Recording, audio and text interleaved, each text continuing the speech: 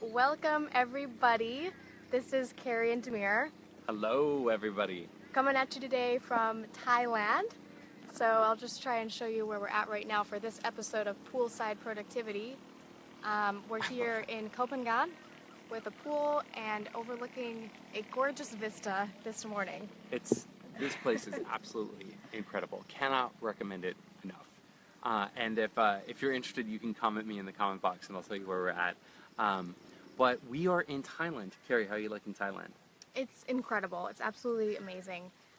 And we have some incredible advice to share with you today about a really important topic that we've personally been working a lot on right now, and also finding a lot of value in the clients that we've shared this with.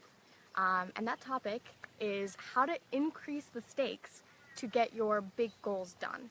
So if you're anyone out there who has ever procrastinated on getting your big goals done, which I can raise my hand there on that one, then this video is designed for you. So anyone out there who has just, spent the entire week just feeling anxious and bogged down by, just avoiding the one important thing you have to do that week, then pay attention. This is going to be really awesome for you. So if you've never met us before, my name is Demir. This is my wife, Carrie. We are the couple duo behind Lifehack Bootcamp. We are productivity educators. We show teams and individuals how to live up to 100% of what they can do when they sit down behind their desk. Absolutely. So... You got a mosquito bite. Oh. Sorry. Probably going to get a couple of bites being outside during this video. But shall we dive in? Sorry, she asked me that question right now. I'm trying to get my coffee here. Yeah, let's dive right in. I mean, this is something, guys, that's absolutely near and dear to my heart. This concept of poolside, the poolside productivity topic of increasing your stakes. Now, when we say increasing the stakes, it's really simple. We've all experienced this before. Increasing the stakes is sort of your version of the movie Taken by Liam Neeson. You know that movie Taken? Just give me a little thumbs up if you know that movie Taken. In the movie Taken, it's a very simple premise. It's a guy, and all he lives for in the world is his daughter. And his daughter gets kidnapped, and then he'll do anything. Absolutely anything in the world to get her back. And the whole movie just keeps going forward, where he goes to a different country, and he just he runs through, an entire... Can't be stopped, yeah. He just can't be stopped. He runs through a whole army of people to get to his daughter, because that is the most important thing, and she needs him, right? The question I have is, has that ever happened to you? Not obviously that, right? But we've all had these moments in our life, haven't we, where somebody needs us, the stakes are high, and it's dependent on you to step it up, and you do. You show up, all of a sudden you get completely clear, and you end up performing in a way that you haven't ever performed before. And just give me like a little thumbs up or a little comment. Parents know this all the time. Yeah. Because parents have this all the time with kids. But when was the last time when not just there was a deadline, but really the stakes were so high, life and death, that things just got really, really clear? So Carrie, for you, when's the last time that you can remember the stakes were just like sky high? Gosh, I mean, it's kind of a bad example, but it's a great example actually. It was when I found out my dad was sick and he needed to be rushed to the hospital, and so immediately it was like, I don't even remember what exactly I did, but it was like before I knew it, like everyone was taken care of. He was safely in the hospital, getting looked at.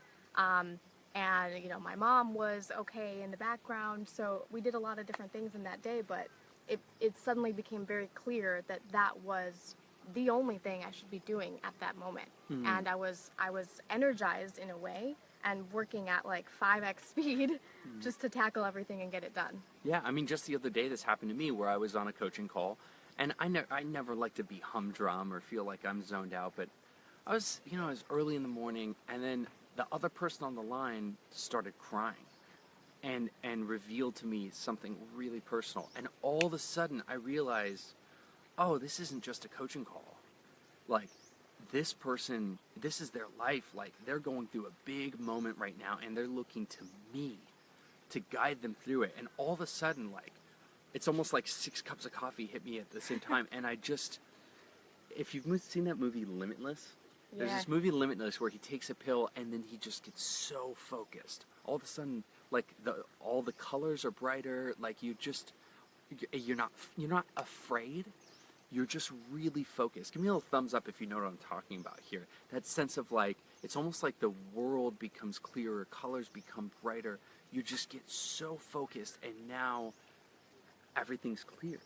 And I had that sensation the other day. It was just, it became clear to me that somebody else was depending on me. And the stakes got higher, and I got better. And the key question there is, how can we motivate ourselves to increase the stakes at will? So instead of letting it happen to us on occasion, maybe once or twice per year, how can we create a situation for ourselves where we're raising the stakes for ourselves so that we can be in control and starting to, get after our big goals in the way that we want to? Yeah, because here's the thing, and this is the big point, and you really got to listen here. When you have high stakes, things that seemed really hard 2 seconds before become so easy. Yeah. It's a total life hack. The problem is, it's impossible to turn it on and turn it off. Or is it? Or is it, right?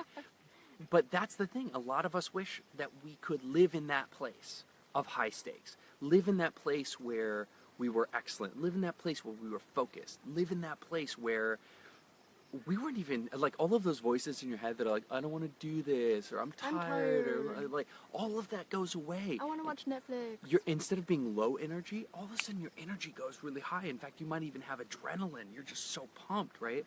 So the question is, like, it's a total life hack to be in that high stakes place of the frame of mind. But can we manufacture it? Yep. Can we turn it on? And that's the topic of today's video, which is how do we manufacture higher stakes so that instead of struggling and white knuckling our work during the day, we can actually let go. And so, Carrie, this is something that Carrie said the other day, and I wanted her to expound on it. This idea that 100% is easier than 99%. What did you mean by that? I meant that when we're 100% focused and dedicated on something, suddenly almost like everything else kind of fades away. And it enables us to just focus on one thing, which is easier than trying to go like 99% of the way with all of the different things in our life. So in a way, trying to hold ourselves back from just diving, head first in and making it 100% can be a lot more exhausting, mentally and physically, and really make us pull away from the most important things that we need to be doing. Yeah, I mean, how many times in life do we, we struggle against things. We swim upstream. I love this idea of swimming upstream. We're slowing ourselves down. We're resisting. But the second we stop resisting, the very second we stop resisting, all of a sudden it feels easier. And that's this concept of 100% is easier than 99%. And that's exactly what happens when we raise the stakes. Yeah. So guys, what I'd like you to do right now, if you're listening, is do me a favor, even if you're watching the recording of this, jump into the comment box right now and just think to yourself and process, when's the last time that I raised the stakes? This is really helpful. This isn't just an arbitrary exercise, because until you can mentally revisit that place where you were living with higher stakes, you're not going to be able to do the exercises that we're going to take you through today. So in order to do some of these exercises, the first thing we need to do is prime you. And that priming is going to be to start with having a frame of mind and a place and a moment in time when you were playing with those higher stakes. So I really want you to do that. Imagine that. And if you can, write it down into the chat box. You don't have to give us the details or anything, but you can say when my brother was sick, or when somebody got hit by a car, or when a big project was all dependent on me, right? What were those moments in life where the stakes were just so high that you stopped thinking about it and you just let go and you were just the best version of yourself? Yeah. Awesome. So what we're going to do is we're going to go through a process in the next couple minutes that's going to really break down what's happening when we raise the stakes and how can we manufacture it. Yeah, that's the trick. It's one thing just to say, well, raise the stakes, but it's a whole different thing to figure out exactly how to do that in the best way possible. So that's what we're going to be sharing in the next couple minutes. Yeah. So who here knows that really the whole productivity game, the whole performance game, being excellent in life, happens in the 6 inches between your ears? Give me a little thumbs up if you know that really the game is happening right here in your brain. I mean, we get so wrapped up in like tech tools and these books, and I read the fancy new book, but really, where does that book's information go? It goes here. So if we're not processing things right here, then nothing's going to come out in the right way. Garbage in, Absolutely. garbage out, or Amen. processing wrong, garbage out, right? And so the greatest thing is also the worst thing about our brain. The worst thing about our brain is that it's really easy for us to fool ourselves, isn't it? Yep. Right? We're experts on fooling ourselves. We can slow ourselves down, we can distract ourselves, we can make excuses. Man, I mean, if we don't want to do something, we could make any excuse in the world. Oh yeah, we have a million excuses in our back pocket every time, and some of them are valid, but we call this having excuses on a silver platter. Mm-hmm. I love that when you talk about that, because it's like, you're just pulling out an excuse and serving it up on a silver platter. Like, oh, well, I can't do that because of my job. Yeah, or I can't exactly. do that because of whatever. Because my wife, or because my kids, or because whatever. Yeah. So that's self-deception. Like, humans have an incredible ability for self-deception, but we can use that to our advantage. Ooh. We can use that to our advantage. Humans are the only animal that's capable of experiencing something by imagining it. We're the only animal capable of experiencing something by imagining it, right? If you torture a dog in front of another dog, it might upset the dog, but they won't feel it. But if you torture a human in front of another human, their empathy means that we will actually feel it. And for the rest of our life, we might have, post-traumatic stress because we will just relive that moment, right? So we have this ability to take good things and relive them. We can take bad things and we can relive them. We can imagine something that's never even happened to us before and experience the pleasure or the pain of that. Now, why do I say that? That ability is going to be key to our exercise today, because what we're going to ask you to do, and what we already started asking you to do, is to imagine a moment when you were playing with the highest stakes possible, right? Really summon that back and see yourself as Liam Neeson in Taken. Like, nothing can get in your way. You're just so focused, right? So what we're going to ask you to do is we're going to ask you to use that almost as and put that in your pocket. That's going to be a tool that you're going to be able to use in the future as we go through some of these tips. But step number 1 is to recognize where you're playing with low stakes and to set a high watermark. So we have to set a lower bound and a higher bound. And then the gap in between that lower and higher bound is the amount of area you have to improve. Yeah. The amount of space you have to improve. It's what you're leaving on the table. So the first thing we have to do, step number 1, is we got to figure out, what are we leaving on the table? Who here, I mean, just really quick, just a little pause. Who here knows that you're leaving something on the table? And by leaving something on the table, what I mean is, in any given day, you could have been a little bit better, or a lot better. In any given week, you could have been a little bit or a lot better. Yeah. That amount by which we could have been a little or a lot better is leaving something on the table. So, I mean, we're no different. I mean, Carrie, I'm sure you feel like some days or weeks there's something that you left on the table. Yeah, a lot of the times it's those weeks where I don't focus on my first priority, and what ends up happening is I get a couple of smaller, unimportant things done that week, but usually I waste a lot of time on social media or watching Netflix or doing things that really make me feel kind of crappy and just, kind of guilty that I'm not getting stuff done. But those are the weeks when I'm like, oh yeah, those are the low bar weeks. There was fruit on the tree that we didn't pick. There was value there that we didn't get. Give me a thumbs up or a heart if you know that this is true for you. That in any given day or any given week, you absolutely know that there's value that you're leaving on the table that's just you're not picking up. You're leaving value on the table. So let me tell you guys a quick story. Again, just to recap, we're in tip number 1, which is to set the lower bound and the upper bound of what's possible for you. So we were coaching somebody in Lifehack boot camp, an awesome woman, but very timid, and she didn't want to look bad in front of other people, and she was always questioning herself. And so I just felt like through the entire boot camp, we were trying to get her to come out of her shell, but she was just so inhibited, just so limited. And she came back and she told us this story. She said, oh my God, something happened to me this weekend and I got it. I understood. And she told us the story that her mother had traveled to another city, Orlando, I think it was, to visit a friend. And while she was in Orlando, in a city with basically nobody she knew around her, she got like deathly ill. And everybody thought she was going to die. And so all of a sudden now, this woman, who was a daughter, a loving daughter, who was very inhibited, who just wouldn't get out of her comfort zone, all of a sudden she needed somehow to get from where she was at to Orlando like right away. It was late at night. There weren't many flights left. I think she was taking off from a small airport, so they didn't have a lot of flights. It was just one of these things where it was, she went to the airport. They said, sorry, we don't have any more tickets. There's only one flight. And it was just, it was just no after no after no. And when we're faced with no's like that, it seems insurmountable sometimes. Sometimes we just accept that and we just say, okay, well, no, it can't happen. Yeah, I mean, normally this same woman, when they say, sorry, there's no more flights, she would just turn around and go home, right? Because, you know, they said, no, there's no more flights, nothing left to do.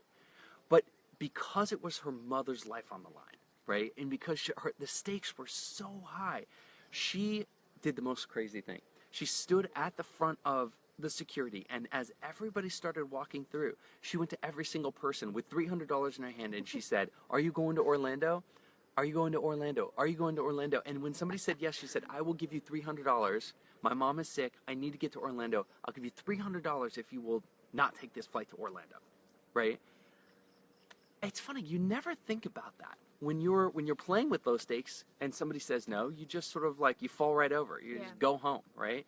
When you're playing with high stakes, it's almost like, she told me, the funniest thing she said is, she said when the woman told her that there were no flights to Orlando and she wasn't going to go to Orlando, she laughed. She laughed at her. Like, there is no way on God's green earth I am not getting to Orlando tonight, right? Yeah. And that's the difference. High stakes can turn somebody timid who will just fall over at the word no. You increase those stakes and that person is laughing at challenges. Now let me ask you guys. Oh, sorry. Sorry. I messed it up. So let me ask you guys, who here can relate to this story where 99% of the time you're playing with low stakes, but you've experienced yourself as that 1% of the time when the stakes were high. And what I love about that story is when that happens, often we realize how self-conscious we were being when we were playing with low stakes. It's almost like we're afraid to upset someone else or be embarrassed. Be embarrassed. Like, what if someone in that security line had made fun of her for like asking for their ticket? But then you look back at it and you're like, oh, that was so admirable. Like, to have the courage to go up to all these strangers and do that. And so it's funny how when we get outside of that comfort zone, we actually get all the feel all those positive social rewards as a result. When we thought it would be a negative experience. Yeah, you get when we get out of the comfort zone and we get brave and we get bold, we get all of the cash and prizes, all of the stuff. So guys, give me a heart or a thumbs up or a comment. Let me know those times when you sort of saw that your low stakes became high stakes, and you can really get that sense of the lower bounds of how you normally play. And when you broke through that to that higher level of higher stakes. And we all have those stories. So number one, again, recapping, today what we're doing is we're showing you not just how to recognize the difference between high stakes and low stakes, but how to actually manufacture higher stakes so that instead of struggling to improve and white-knuckling your performance, you can actually just go with the flow, almost like you're riding a water slide, just shooting with those high stakes, right? Because how much better would that be to play your life like that? I mean, who wants to play that game, right? I do, yeah. I would love to feel like that every week. Yeah, I mean, if given the choice between just feeling like we're forcing it, and feeling like we're playing with high stakes and it's easy and we're just focused, I want the latter. I don't know about you guys, but I want to play that latter game. So number 2, Carrie, can you read them off? Or number 3, Carrie, sorry. Yeah, so now we've recognized where we're playing with low stakes. We've created that high water mark for ourselves and in our own brain. Mm-hmm. And the next step is to calculate the cost that we pay of playing with low stakes. Absolutely. Now, by calculate the cost, it means what are we leaving on the table? And when you realize, when you set that watermark down here, and you set the high watermark up here, and you say, okay, what would Demir look like in any given week if he was playing that week like Liam Neeson in the movie Taken? Like, take no prisoners, nothing matters, my life doesn't matter, all that matters is getting my daughter back, right? If you were playing if you're writing your reports like that, if you were building your business like that, if you're writing your book like that, how much progress could you have made last year? Just let that sit for a second. Oh, yeah. If you had played last year, even 50% of the time, like Liam Neeson in Taken, like nothing mattered but getting that, how would last year have looked different? Would you have achieved the goals that you were looking for? Would you have written that book, right? Would you have taken that vacation? Would you, right? The things that we hold out there as not possible, could we have actually achieved them if we had calculated the cost and captured some of that value that we were leaving on the table by playing with lower stakes? And I would also ask, like, what would you have not done? Like, what are some examples of some of the tasks and the projects and the commitments that you made that you would have just forgotten about if you had played with high stakes? Because I feel like a lot of times we feel like we have to shove everything in, when really the truth is we need to be eliminating, we need to be clearing it out. Yeah. We need to be making space so that we can tackle the big goal. And we're people pleasers. I mean, you're not human if you don't want to please people, right? But when the stakes are high, all of that people pleasing goes away, right? We're not self-conscious. We don't want to please people. We're just focused like a mad dog on the thing that we need to get done. And so playing with high stakes also really helps you say no. Yeah. And stop people pleasing so that you can break through to what you need to accomplish. So that's number one, is recognize where you're playing with low stakes. Number two is really calculate what's the price you're paying by playing with those low stakes, right? Number three is look at that. Now you've got like almost like a meter, right? From 0 to 100, right? 0 is you're not playing with high stakes at all. You're just status quo, right? 100 is Liam Neeson in the movie Taken, right? Nothing can stop him. He's like, breaking through doors, right? And the idea is, the number one thing is to, instead of, I'll tell you what not to do. Here's what not to do. Don't try to just go to 100. Yeah, that's not going to work. It's not going to work. And give yourself a break. Like, don't sabotage yourself by doing something that's not going to work. It's almost like the analogy here is, if your brother can lift 300 pounds and you go, well, my brother can do it. So then you go to lift 300 pounds and it just falls on you and just like crushes your chest, right? Yeah. The reason he can bench press 300 pounds is why? Because he's been practicing and building up to it. He's been building up to it. He didn't start at 300 pounds. So guys, don't go all the way to 300 pounds. Don't try to increase your stakes all the way to Liam Neeson levels and then fail and then say, oh, well, Demir and Carrie were wrong. It didn't work, right? What you want to do is you just want to take the meter and just pop it up one level. Just one level.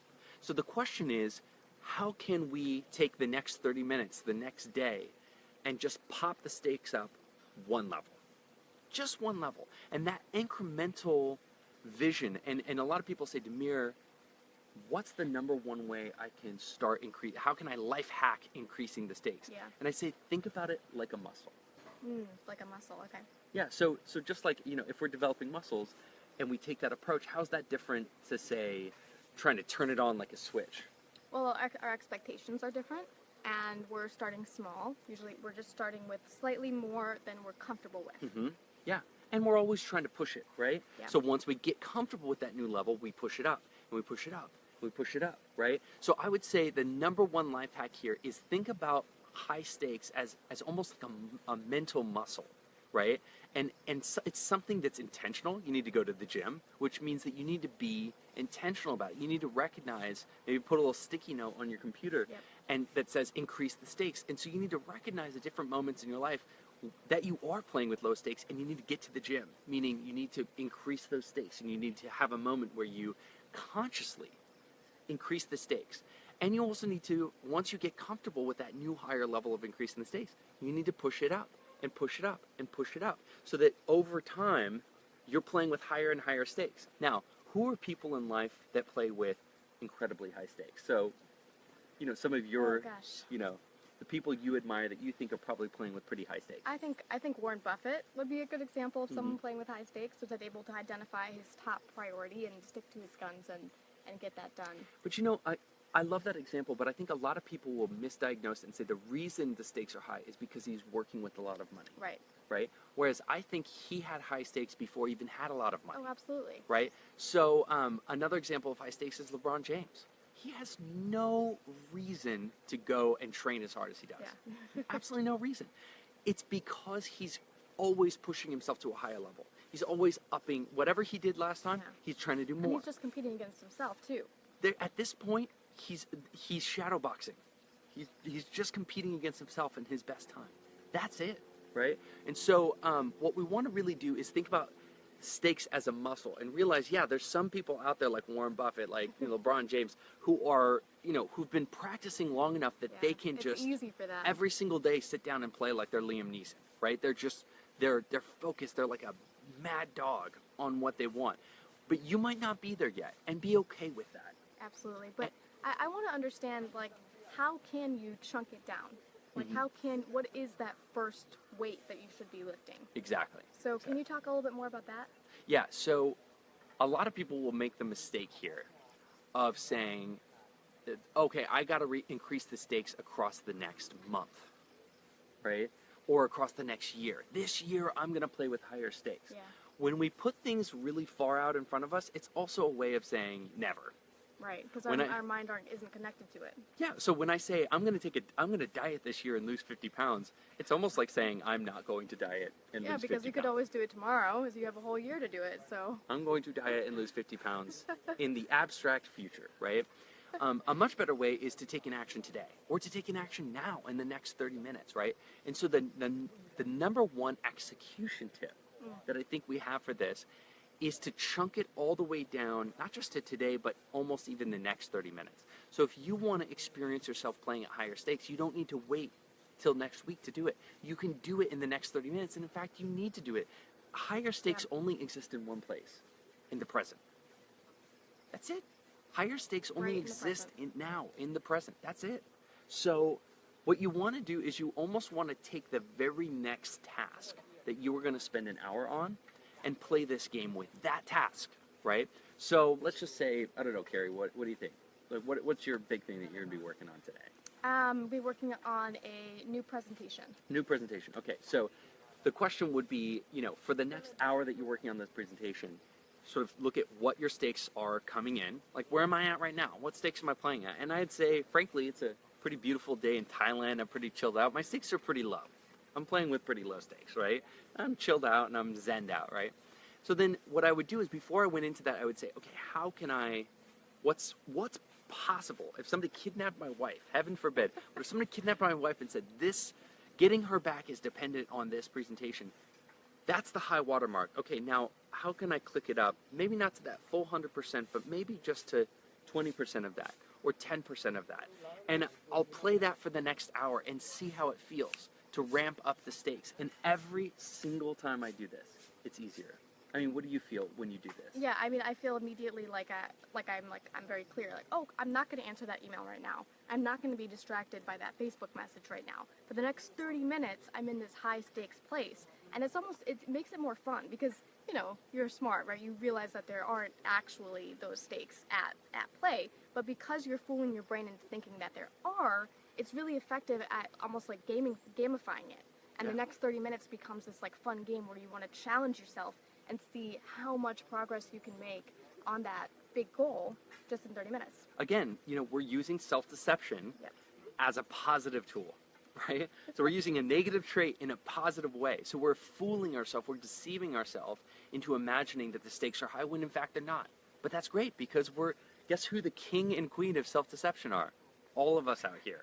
Give me a little thumbs up if you're like the king or the queen of self-deception, of fooling yourself. I mean, yeah, this is the real neuroscience of how our brains operate. And it's complicated neurology. It's there for a reason, but we can use it to our benefit here in the modern world where, we're working at our computers all day. Yeah. I mean, for me personally, when I play this game, it's night and day. But I've been doing it for a while, right? But now it's just night and day. Like, I'll go into something with resistance, procrastination, laziness, I'm working slow, and I'll just do a meditation on this, imagining where I'm at and what the highest watermark is, and then I'll just mentally sort of crank the dial up to 10 or 20%, and immediately I can feel myself getting clear, I'm saying no, I'm pushing out the distractions, I'm getting zoned in. Guys, your brain is way more powerful than you give it credit for. Oh, yeah. Absolutely. Okay, so We're going to start to wrap it up. So number 1 was recognize where you're playing with low stakes. Number 2 was set that low water mark and that high water mark and understand where's the value. Like what's on the table that you could be capturing. Number 3 was start to exercise it like a muscle. So instead of trying to go all the way to the top, start to, build up to that higher level. Time.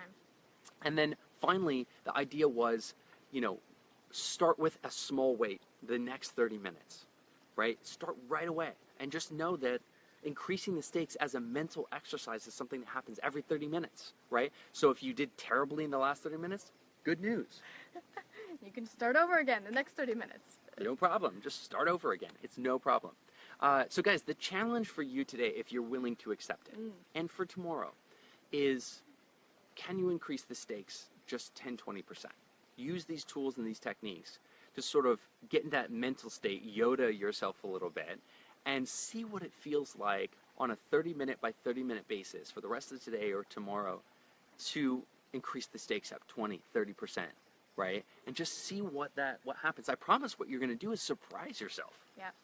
You're going to get so many different things out of this that it's hard to understand, because it's different for every individual. But for me, for example, it really helps me bring down my perfectionism. It helps me overcome my procrastination over important things that need to get done. It helps me prioritize effectively and understand what's my high priority and what I need to be saying no to. So there's so many benefits just to running this exercise in your head. I would say even it gives you more confidence and the ability to overcome any fears you might have about tasks that you're approaching. And for me, it just, that itty bitty shitty committee, that voices in your head that procrastinate, they want to avoid, they're, lazy. It helps turn the volume down, way down on that. So all of a sudden, I feel like I hear myself a lot clearer. That's what it does for me. Okay, guys, so the challenge for you is, will you accept the challenge of increasing the stakes today and tomorrow and really chunking up your day down into 30-minute increments and every 30 minutes checking back with yourself? How did I play? What stakes did I play with? Can I increase it? And some of those 30-minute blocks are going to be amazing. Some of them will probably stink, right? But it's all lifting the weights, right? Just getting yourself to a point where some are great, some are bad, but overall the needle is moving in the right direction, okay? Amazing. So, Carrie, you want to tell them about something we're going to... Yeah, so if you want to learn our complete productivity foundations, and this is really important because a lot of people have gaps and holes in their productivity understanding and their implementation, then we have a really exciting new workbook that you can download for free. The link is in the video above. Is that down here or is it above? I don't know. Either one. Check both. Check above and below. Above. Probably not on the sides. Yeah. But you can just enter your email address and you'll be delivered our complete Productivity Foundations workbook directly to your inbox. There's going to be dozens of helpful tips that are going to help you structure a productivity system for your life that you can run every single day that will work for you. So we're really excited about this, and I hope you guys take the opportunity. Yeah, absolutely. Guys, listen, at the end of the day, I know a lot of you are busy, you just need like a quick sort of hit. So what we've done is we've sort of scooped the cream right off the top of a lot of the work we've done and pushed it out to you guys so that you can get some relief and some help right away with your productivity. And I hope that today was a really awesome tool. It's something, frankly, that Carrie and I had been talking about that we knew we were doing, and we talked about it internally, but we've never really formalized it into a lesson that we share with people. So we really felt passionate today about bringing that tool to you guys. I hope it's helpful. Do us a favor. If it was helpful, comment in the comment box below and tell us what you got from today's session. Tell us about times when you had low stakes and you overnight in one moment increase them into high stakes, and tell us what your game plan is for tomorrow for increasing those higher stakes. Awesome. Thanks so much for joining today, guys. Bye, guys.